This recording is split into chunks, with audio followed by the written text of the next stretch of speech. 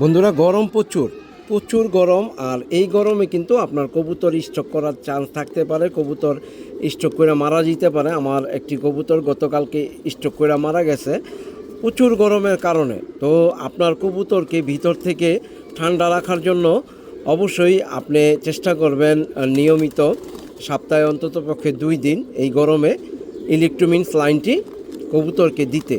তো এই ইলেকট্রোমিন স্যালাইনটি আপনি আপনার কবুতরকে কোন নিয়মে খাওয়াবেন, তো নিয়মটা বলে দেই। 1 লিটার পানিতে 1 গ্রাম, 1 লিটার পানিতে 1 গ্রাম ঔষধ যে স্যালাইনটি আছে মিশায়া, হ্যাঁ, 1 লিটার পানিতে 1 গ্রাম মিশিয়ে নেবেন। আমার কাছে চামচ না থাকার কারণে 1 গ্রামের আমি কিন্তু নাপা ট্যাবলেটের খোসাটি ব্যবহার করছি। তো আপনারা এইভাবে কিন্তু আপনার কবুতরকে এই ইলেকট্রোমিন স্যালাইনটি দিতে পারেন।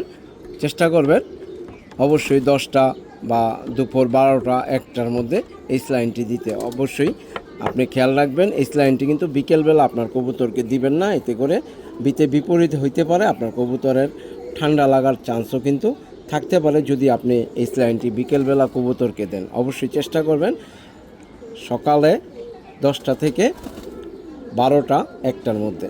ধন্যবাদ।